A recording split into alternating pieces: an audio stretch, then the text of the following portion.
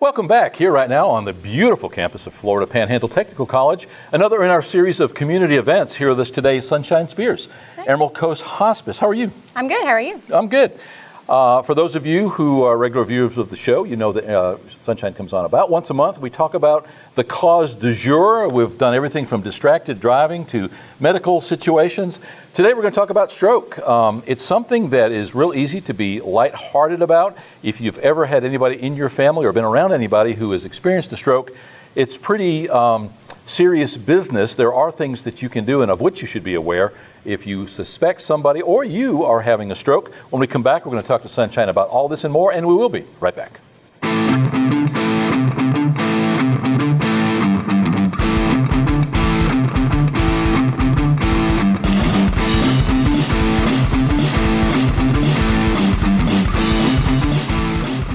Welcome back. As mentioned, our guest today is Sunshine Speers. How are you? I'm good.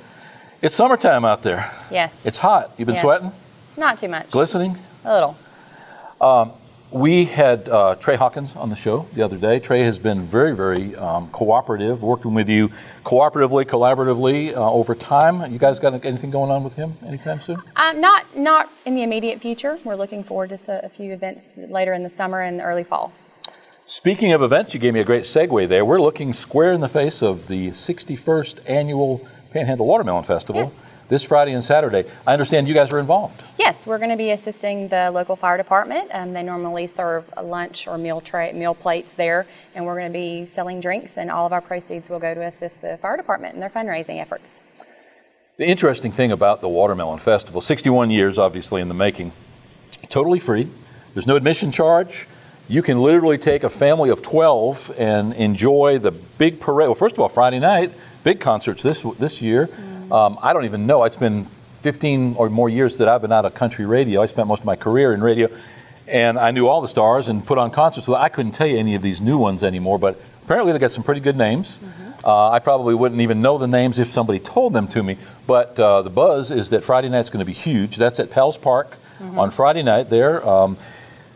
When you get there, there's a huge stage. There's going to be vendors, people giving away watermelon. You are going to be participating with the Chipley Fire Department, and you say you're going to be providing beverages? Yes. Okay. We'll be selling drinks to go along with their dinner tray or meal plates that they're doing, their food. Now, where do the proceeds from their sale go? I know that they do several fundraisers. I think this is definitely one of their biggest ones, to buy new equipment, things to keep them safe in the job that they do every day. So.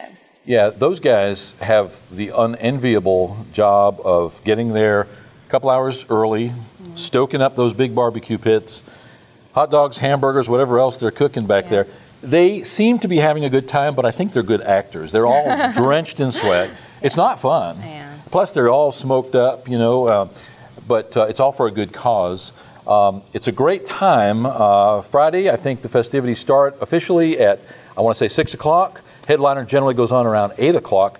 Saturday at the Ag Center, do you guys have anything to do with the festival on Saturday? We're actually going to be participating in the parade. And I always get your prerequisite pictures. Yes. Or your requisite annual Watermelon Parade pictures. Yes, thank you. I try to get you with your hair all frizzy and a little bit of glistening going on. Absolutely. And all of you crammed into like one big clown car. It's like 12 people from Emerald Coast Hospice all in one little car. You guys have a good time, don't you? Yes. You're always involved in community events. We try. We firmly believe that what we give to our community is important, and we try to make every effort to be involved in whatever's going on around, whether it's in Jackson or Washington County, Holmes, Calhoun, all of those. So. Yeah, hospice is certainly not very well understood, and we've spent shows and shows, and we'll be again in the future talking about just that, about what is hospice, and more importantly, what is not hospice, and all those misconceptions. But you guys definitely integral part of the community, from Veterans Day lunches to Council on Aging, the senior expos, always see you guys. We were talking in the pre-show that we happened to be together at the senior expo in Bonifay not long ago. The Bonifay High School choir or orchestral group, chorus, okay. Yes. I think they have more flowery name than that, but whatever it is. They will be here soon, I think in the next couple of weeks, to record the first part of their CD coming up, gospel CD. So get to see you guys a lot in the community. We look forward to seeing you on Friday. That's June 23rd. It's this Friday. If you're watching this, chances are it's either too late or it's just on the verge. So if you don't see this before the next couple of days, chances are You're seeing this a year from now, but is it safe to say or presume that you guys will be doing it again next year? If all goes well, we hope to continue to work with them in the future, yes.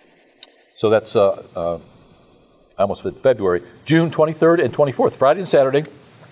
Friday night at Palace Park, Saturday at the Ag Center. Big parade down Highway 90 and then on Main Street, Highway 77 in downtown Chipley, 10 o'clock. I think you have to be at the staging area at the old high school parking lot, the old high school football stadium parking lot, about 9 o'clock. I don't think you have to register, you just show up, but you get the place according to when you show up. So if you get there late, you're going to be at the tail end. That parade at times has been over 2 hours long because they caught the train. The train cut the parade in half. I mean, that's not a good thing to have happen. Well, we'll look forward to seeing you on Friday. Thank you. When we come back, we're going to talk to Sunshine a little bit about stroke. But don't forget, Friday night, go check out the Emerald Coast Hospice people along with the Chipley Fire Department serving hot dogs, hamburgers, cold drinks.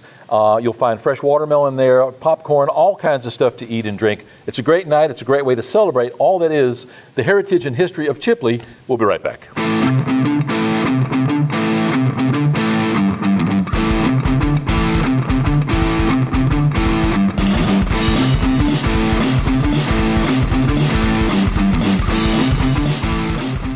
Welcome back. Our guest today, as I mentioned, is Sunshine Speers from Emerald Coast Hospice.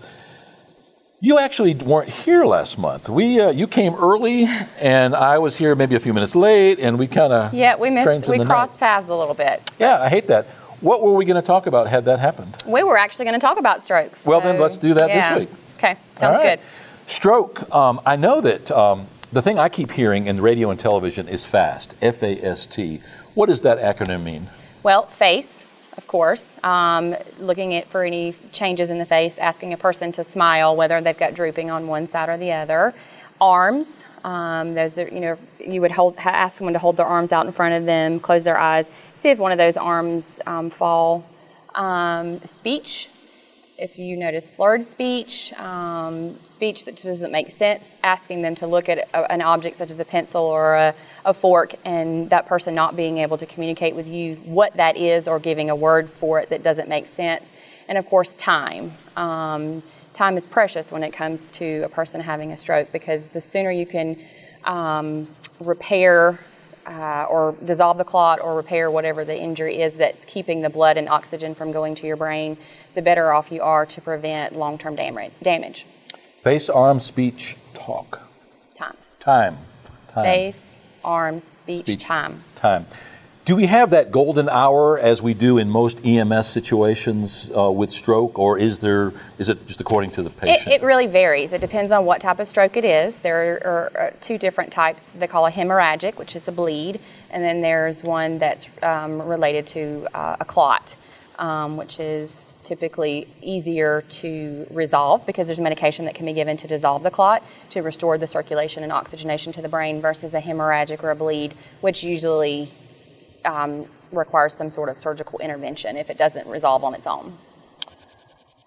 What is the incidence? What percentage of medical emergencies is made up by stroke? Have you got any rough idea? I mean, is it really a very prevalent? 800,000 people a year experience a stroke. The better part of 1 million people a year are affected in some way by stroke. Mm-hmm. Now, these can be mini strokes or ones that we don't even know happen, and all the way kind of like other situations. Well, and you typically refer to what they call a mini stroke as a TIA or a transient ischemic attack. So I like to compare it to a water hose. So if you have a water hose that has water free flowing through it, such as our blood would through our vessels to our brain, and you send a pebble through that, and throughout parts of the water hose, that pebble might get stopped here and there, which is going to temporarily prevent the circulation from going to your brain. But it will eventually continue to pass, and you usually see those symptoms resolve within 24 hours. On their own? On their own, for a mini stroke or a transient ischemic attack, versus a stroke that, say, the pebble lodges, or the clot, and it doesn't pass, and therefore the blood does not pass as it needs to continue to oxygenate the brain, and therefore you've got damage to the brain there. So if you have that blockage, you could have necrosis or death of that tissue almost immediately? That's why time is so important, because the sooner that you can restore circulation and oxygenation to the brain, the less likely you are to have permanent damage. 800,000. Mm-hmm.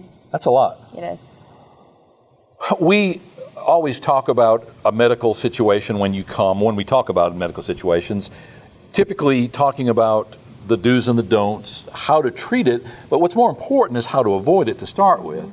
When we talk about heart health, when we talk about some of these other situations, there's lots of ways that we can say these are typically ways that you can circumvent these potential problems. In the case of stroke, are there precursors to stroke? Are there any things that we can look for, or are there any things, more importantly, that we can do to avoid the potential stroke? Statistically, from the research I've done, 80% of strokes are preventable. And whether the risk factors are preventable or not preventable, we're looking at things such as age, obviously gender, ethnicity, those type of things are not controllable factors. But the controllable factors are those such as high blood pressure, if you have AFib or atrial fibrillation, making sure that your physician is, treating you accordingly, and that you are doing your part to go back and forth to your physician and make sure your medications are managing that issue, because that can increase your risk for blood clots. Diabetes, that's one that a lot of people don't think about. That is a risk factor for stroke. So our lifestyle, our eating habits, when we have a high-fat diet and our vessels become clogged with that fat, then it's less likely that those clots, or even small as they may be, might not pass. Smoking obviously hardens our vessels, so it makes them weaker, and it also makes it more difficult for blood to pass. So all of those things are risk factors that we can control to hopefully prevent a stroke.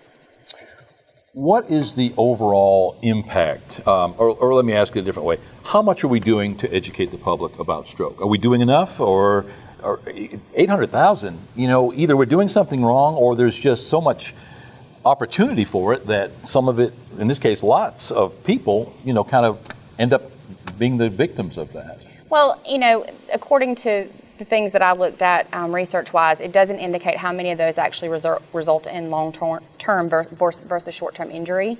So I would like to think that a lot of those are things that we were able to resolve so that the person didn't have any long-term injury. Small consolation to the guy that had it, though. Yes. But those people who have had a stroke, they're very aware, obviously, that they're at higher risk, and continuing to be proactive and trying to change some of those controllable risk factors, especially once they've already had a stroke. But it's just like everything else. We as a society know what we should and shouldn't do. It's just a matter of taking ownership and being proactive and understanding that we're at risk if we do or don't do something, and we just have to be accountable for that. There's one series of radio commercials that whatever the organization is puts out, and everybody's probably heard it. Two women out shopping, and one's chatting away, and the other one says, "I'm having a stroke. Mm-hmm. I'm having a stroke." And universal signs of choking is doing this. What do you do if you feel like you're having a stroke and you're not able to communicate that, because obviously you cannot talk? Well, that's tricky, because just like if someone is a diabetic and their blood sugar drops, cognitively, they're not thinking in a manner that's like, hey, I'm actually having, I'm having a stroke. That's usually not where people's mind goes. Sure. Or my blood sugar's low. Now, you might have some feelings prior to, just maybe as if like, a person might know a seizure is coming on. But once you're in the midst of that, it's not likely that someone, depending on the severity, that they're going to be able to actually communicate that unless they've had symptoms before and they kind of know. But there's a very short window there where I think a person would be able to say. They're usually not going to feel well. They're usually going to notice things, that they're weaker that day. Maybe they're a little bit dizzy. Small things, unless you're dealing with a very significant onset, maybe like a very high blood pressure or a very bad headache. Those things can be indicative of a stroke as well. So. Typically, we don't want to admit the fact that we may be having some sort of a medical emergency. Mm-hmm. Now, that said, there's the other side of the coin, all these people that are hypochondriacs that are calling the ambulance every time they have a headache. But really, most people, they have chest pains, must be indigestion. They shortness of breath, I shouldn't have gone up those stairs too fast. At the end of the day, probably a lot of people, it's sort of the Darwin theory, I guess, in effect, is that we were losing a lot of people that refuse to pay attention to the signs and symptoms. And that's exactly what those signs and symptoms are for, I would presume, that the person that made us gave us those to pay attention to. It's like the guy, the waters are rising and he's up on the roof of his house and, the boat comes by and he says, jump in the boat. And he says, no, God will save me. A helicopter goes by, grab on. No, the Lord will save me. Well, he drowns and he goes to heaven and they say, well, what happened? He said, well, you didn't come and get me. He said, who do you think sent the rowboat and the helicopter? We have all the tools at our disposal if we pay attention. It's, and we can self-diagnose in many cases just by paying attention. It's kind of like a woman doing self-breast exams, little things like that we can do to exacerbate some of the issues that we might have if we don't pay attention to all the signs and symptoms. So is this month Stroke Awareness Month or something? It's not. I just, because I do visit with several senior groups throughout the community, I always ask them, maybe something that they would like to talk about and find out more information about, or something that we've seen more prevalent. We actually had a group who had a member who had suffered from a stroke, so this was kind of requested because of that, and they wanted to know more about what they could look for and what the signs were, and so I just felt like it was a topic that was important and also can lead into some conversation about heat stroke and heat exhaustion as well, because we're coming out into the summertime. So yeah, and very appropriate, and that's great. A lot of people don't recognize the difference between heat exhaustion and heat stroke. They come in, they're hot, they're parched, they're burned up a little bit from farming out or gardening out there too long on a hot day, and they say, I'm having a heat stroke. Well, obviously, that's not the case. You quit sweating when you're having a heat stroke. Let's talk a little bit about the difference. What is heat exhaustion to start with? Well, heat exhaustion are those very things you were just talking about. They get a little dizzy. They're still oriented enough to say, okay, I should probably get inside. Maybe they stand up too fast, but they're still sweating. They're still able to get their body to function. If they want to stand up, then they stand up. If they're able to, to get themselves inside and do something like that. But we need to read the signs. It's just like with the other. And sweating profusely. Yes. At this point. Yes, because heat stroke in itself is lack of perspiration and agitation, disorientation, and even, not being conscious. And definitely life-threatening. Yes, absolutely. And the reason it's referred to as a stroke is because it does prevent oxygenation to the brain. That's why it's referred to as a heat stroke. Either way, it is extremely important. Time is very important, and those people need to be treated quickly. Yeah, and probably nothing more appropriate than during the summertime season when kids are out of school, and every time the kid comes to the door, you send them back outside, and how easily that kind of a situation can arise. Are there precursors, or are there factors that would maybe contribute to us being more susceptible to heat stroke? Absolutely. Those people who obviously don't stay hydrated, let's just say, for instance, a child who doesn't realize that they should be drinking enough fluid. Our elderly, a lot of them might be taking a water pill of some sort. As we age, it takes us a little longer to get to the bathroom, so we may not be drinking as much fluid. But yet they garden, they try to do certain things in the middle of the day or cut grass. I've seen a lot of people out cutting grass, around noontime. My 90-year-old mother still mows her lawn with a push mower. Mm-hmm. Yeah, and it's important for those people to do those things early morning or late afternoon, not in the middle of the day. Obviously, as you said, children. We talk about our firefighters. Those type of people are at much higher risk. We probably see a high incidence of that. Mm-hmm. Absolutely. And I'm sure that they're trained to look for certain things and at certain points where they need to take caution as well. And then, of course, pets. We need to use caution where that's concerned too. And of course, anybody that works out in the heat, our roadway workers, those that do the asphalt and things like that, extremely high risk. Yeah, and if we're the staff of Emerald Coast Hospice walking in that hot parade instead of riding in the air-conditioned car, we would probably want to make sure that they were aware of all of this as well. Absolutely. Yes. Thanks so much for coming today. Thank you. Great information. Heat stroke, not to be confused with a regular stroke. However, they do share some physiological bonds in some fashion there. But certainly this time of year, heat stroke, heat exhaustion, just stay hydrated. If you eliminate all of the problems and trying to figure out which is which, if you just keep drinking water or some kind of fluid. We had a photographer, a part-time photographer that worked for us 5-6 years ago. I think it was one of the watermelon parades or 4th of July or something, and he almost was passing out, and it had been like 3 hours, and he hadn't had anything to drink. And he said, well, I didn't want to get anybody mad at me. I didn't want to take the time. I said, man, doesn't look good on our workman's comp when you have somebody. You're not going to do us any good if you're unconscious. Not at all. I understand that you've got some new personnel on staff. Yep. Yeah, we have a new manager of volunteer services that come on board, Melissa Yount. She's from Jackson County. So hopefully you'll be seeing her in the near future. That work was originally done by Margot. Yes, Margot is still on board with us. Okay. We've just had some transition. We've grown a little bit as well. Just some exciting news. We just moved into a new office in Marianna. You said you've grown or you're grown? We've grown. Grown, okay. We've grown, okay. Yes. We've moved into a new office in the Marianna location. And Bigger? And we're actually expanding our office here in the Chipley area. Wow. Yeah, so. I was thinking back a while ago that maybe at some point we should maybe get on the road and maybe come over and do an interview that you do monthly in your facility. Okay. Just kind of give people a little walk around. Maybe we could do a little tour, show them where they're at, do a little That would be locator. amazing. We'll actually, when we complete our Chipley office, we'll be getting ready to do an open house. I saw an addition on the back. Yes. So hopefully putting 40 more people in there? Yeah, well, when we have cram 'em in. a new conference room in the back, so we'll have a bigger area for our different groups that come in, our bereavement counseling sessions, things like that. So. What was the occasion that we came and took those photos of you guys when you had the big meeting in the old conference room? Was that Christmas time? I'm not sure. You had some big week from out of town there. Yeah. So it's a bigger room than that. Oh, yes. Because that was challenging. Mm-hmm. I mean, I couldn't get far enough away to get everybody in the shot. Yeah. And it wasn't because of you guys. It was just because that was a small room. Yeah. Well, good. I was kind of curious what you were doing back there. So big conference room, Yep. which opens up that other area for what, break room or? We're actually going to move putting some additional charting areas and stuff for our staff. You pack a lot of people into that building. It's like walking into a rabbit warren. You Yes. get a lot done. You must be very efficient.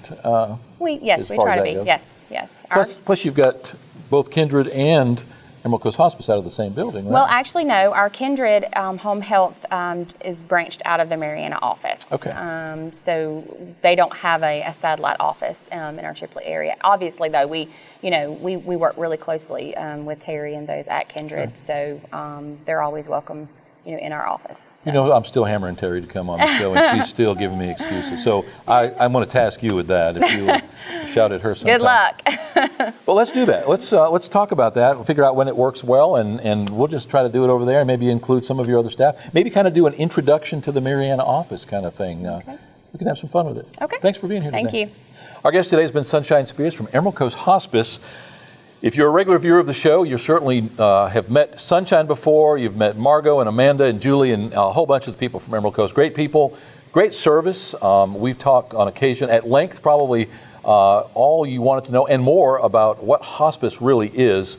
It's really fascinating once you get into it, and what excites me the most is that sometimes people get off of hospice. They graduate, and typically we always thought people went to hospice to die. Couldn't be farther from the truth. We're going to talk about that on another show. Hopefully you will have learned something from this show. I know I do every day, and we'll see you next time. We'll be right back.